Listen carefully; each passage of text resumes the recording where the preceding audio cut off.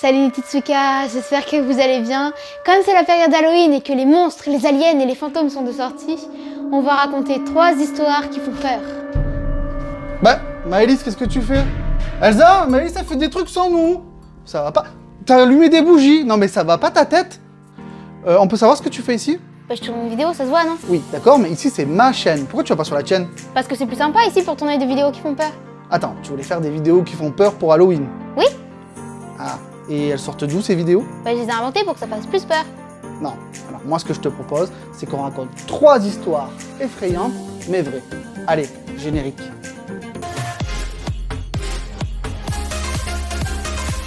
Hey, salut mes petits tucans, j'espère que vous allez bien. Alors comme l'a dit Maëlys, dans ce hors-série, on va raconter 3 histoires effrayantes, mais vraies, c'est-à-dire qu'elles ont 2 petites particularités. La première, c'est qu'elles ne m'ont pas été racontées directement. Donc, pas comme celle des hors-séries précédentes. Elles sont arrivées à des gens que je ne connais pas et pour la plupart, vous pouvez les trouver sur Internet. Alors ce sont des histoires que l'on peut trouver sur Internet depuis des années, mais pourquoi on va vous les raconter maintenant? Tout simplement parce que pour nous, elles ont 2 petites particularités. La première, ce sont des histoires vraies que l'on peut vérifier. Il y a eu des rapports de police, des rapports de témoins, des enquêtes très poussées qui ont été faites et qui ont prouvé la véracité de ces histoires. Bien que tout ne soit pas forcément vrai sur Internet et qu'il faut toujours vérifier ses sources. Et la deuxième, c'est parce que ce sont des histoires qui ont été classées pendant un petit moment comme paranormales, surnaturelles, tout simplement parce que les gens qui ont vécu ces histoires, les témoins qui les ont racontées, n'avaient pas d'explication rationnelle sur le moment et que l'explication paranormale ou surnaturelle s'est imposée à eux. Alors ce sont des histoires qui sont extraordinaires, c'est-à-dire au-delà de l'ordinaire, mais qui ont une explication rationnelle que je vous donnerai en fin d'histoire. Alors il est bon de rappeler que les gens qui ont vécu ce genre d'événements sont des gens de bonne foi, ce ne sont ni des menteurs, ni des affabulateurs, ni des aliénés. Ce sont juste des gens qui ont vécu une expérience bizarre, effrayante, flippante ou traumatisante et qui n'avaient pas les bonnes explications au bon moment. Parfois, elles ont classé toutes seules ces histoires dans la case paranormale ou surnaturelle, et parfois, elles ont été influencées par une tierce personne ou par leur entourage. Et parfois, ils peuvent garder cette histoire dans la case paranormale pendant des mois, voire des années, sans avoir d'explication logique. Toutes ces histoires auront donc une explication logique. Étant moi-même sceptique sur fond de zététique, il m'arrive parfois d'utiliser ces histoires en exemple pour dire que parfois, il y a des situations extraordinaires, bien plus qu'ordinaires, dans lesquelles les témoins et les gens n'ont pas d'explication sur le moment, d'explication rationnelle sur le moment, mais qu'il ne faut pas forcément tomber dans la croyance ou dans le surnaturel pour autant. Bon, arrêtons tout, on va commencer directement avec notre première histoire. Bon, maintenant vous avez l'habitude, on va y aller crescendo. Le contexte. Nord de la France, le 28 septembre 1988. Un garagiste, que nous appellerons Louis, roule sur l'autoroute Lille-Paris. Lorsque soudain, un objet non identifié en forme de boule rouge, enveloppé de poussière et projetant des rayons de lumière, passe à quelques dizaines de mètres de lui et roule en contrebas. Paniqué, il sort vers la gendarmerie la plus proche, mais ne saura pas expliquer aux gendarmes cette apparition. Et il ne sait pas ce que c'est, un ovni ou autre chose. Il n'a pas d'explication rationnelle à donner aux gendarmes, mais il est sûr de ce qu'il a vu. Les gendarmes, sur ordre du préfet, bloquent l'autoroute et sécurisent le périmètre sur une dizaine de kilomètres autour de l'objet. L'armée s'en mêle et Louis est emmené dans un hôpital pour y subir des examens médicaux. On lui parle alors de satellites soviétiques, de générateurs électronucléaires. Tout cela dépasse ses connaissances, mais une chose dont il est sûr, il a bien vu une grosse boule rouge entourée de poussière, projetant des rayons de lumière. L'histoire aurait pu, si Louis n'avait pas témoigné, et que la gendarmerie, l'armée ou le GEPAN ne s'en étaient pas mêlés, rester dans l'imaginaire de Louis comme une histoire surnaturelle, une histoire d'ovni avec tous les grands traits du genre. Et vous, qu'auriez-vous fait si vous aviez vu cette énorme boule rouge traverser l'autoroute devant vous? Là, c'est sur une autoroute, mais imaginez si cette histoire vous étiez arrivée dans une route de montagne un peu déserte. Je pense que beaucoup d'entre nous n'auraient eu aucune explication à cette histoire et l'auraient classée dans la case surnaturelle ou histoire un peu étrange. Bon, clairement, j'aurais pensé aux ovnis. Bon, au final, c'est quoi la conclusion? La boule rouge, elle vient de l'espace ou pas? Les militaires, penchant pour un satellite russe, s'approchent prudemment de cette boule d'1,50 m de diamètre. Elle renvoie des rayons lumineux lorsqu'elle est éclairée par les projecteurs de l'armée, n'a pas l'air d'avoir subi d'impact ou d'échauffement et est recouvert de petits miroirs tout au long de sa surface. L'explication est certes extraordinaire, mais relativement simple. C'était en fait une boule à facettes géante destinée au concert de Jean-Michel Jarre qui se situait à Londres, qui avait glissé du camion qui l'a transporté et avait traversé l'autoroute de nuit. Ah, mais en fait, la poussière et les rayons de lumière, c'était dû au déplacement de la boule et aux phares des autres véhicules. Décevant, n'est-ce pas? Mais pas tant que ça. Imaginez que ce soit vous et que ça vous soit arrivé dans un endroit désert. Qu'est-ce que vous auriez pensé? Quelle est la probabilité que vous vous disiez à ce moment-là: tiens, ça pourrait être une boule à facettes géante prévue pour un concert qui est tombée du camion et qui roule en contrebas? Moi je vous dis, elle est 0. C'est une histoire vraie que vous pouvez retrouver dans le rapport Cometa du GEPAN. Bon, moi je suis pas très convaincue, du coup passons à l'histoire numéro 2. Ok, alors histoire numéro 2. Le contexte. Mai 2015, petite ville des États-Unis. Le Témoin poste sur un forum de légalité, c'est-à-dire un forum où on peut poser toutes les questions concernant la loi et les textes de loi et tout ce qui touche à la légalité, et où les utilisateurs vont vous répondre pour vous donner des conseils. Ça ne sert à rien de lui donner un pseudo, je vais juste prendre le pseudo qu'il a utilisé sur le forum, R. Bradbury 1920. Comme ça, ce sera plus facile si vous voulez rechercher cette histoire. Mi-mai, l'utilisateur dit retrouver dans sa maison des petits post-it avec une écriture qui n'est pas la sienne, mais qui ressemble à des mémos personnels.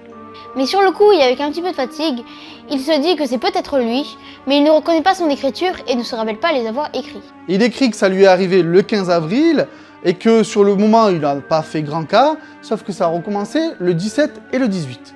Il retrouve un peu partout dans la maison d'autres post-it jaunes avec cette écriture qui n'est pas la sienne. À ce moment-là, il demande s'il n'est pas fou, s'il déconne pas à plein tube, ou alors si son propriétaire ou l'ancien locataire, enfin quelqu'un qui aurait les clés, ne viendrait pas profiter de son logement pendant qu'il n'est pas là. Ne faites pas les aveugles, et croyez-moi, ça arrive plus souvent qu'on ne le croit. Et c'est pourquoi il écrit sur ce forum pour demander quels sont les recours qu'il peut avoir dans cette situation contre son propriétaire ou contre un intrus qui rentrerait chez lui. Sur les conseils, il décide d'installer des caméras pour vérifier que personne ne rentre en son absence. En regardant les vidéos, il s'aperçoit que personne ne rentre dans sa maison quand il n'est pas là. Le 1er mai, il retrouve plein de petits post-it de couleurs différentes avec des notes écrites dessus. Jusque-là, c'était des post-it jaunes, mais cette fois, il flippe vraiment et c'est à ce moment-là où il écrit sur le forum pour demander conseil. Donc là, les gens du forum essayent de l'aider, lui posent des questions auxquelles il n'arrive pas à répondre et sont aussi confus que lui. Alors là, pour résumer, le mec vit tout seul, il retrouve des post-it un peu partout chez lui, avec une écriture qu'il ne connaît pas. Franchement, ça fait flipper. Et puis, si on connaissait pas la fin de l'histoire, on pourrait penser que c'est une histoire de fantôme. Un utilisateur du nom de Kakerlak posera aussi des questions et s'orientera vers quelque chose de plus tangible. Il va alors poser toute une série de questions à l'autre utilisateur. Est-ce qu'il a des maux de tête? Est-ce qu'il a une pathologie psychologique ou encore des antécédents familiaux? Il lui demandera notamment s'il n'a pas des vertiges ou d'autres sensations bizarres et mettra à ce moment-là le doigt sur la solution de cette énigme. C'était tout simplement un empoisonnement au monoxyde de carbone. C'était la fuite de gaz qui lui provoquait des hallucinations et des pertes de mémoire. C'était lui qui écrivait ces petits post-it dans un trip hallucinatoire et qui les mettait un peu partout dans la maison. Cet utilisateur lui aura donc sauvé la vie car il faut savoir que l'empoisonnement au monoxyde de carbone est mortel. Pour info, les symptômes d'une intoxication au monoxyde de carbone sont des maux de tête, un état pseudo-grippal et des vertiges. Mais une intoxication prolongée peut provoquer des problèmes cérébraux et la mort. Non seulement cet utilisateur lui a sauvé la vie, mais en plus il a évité que cette histoire soit classée dans le paranormal. L'explication de l'intoxication au monoxyde de carbone n'a pas toujours été privilégiée par le passé.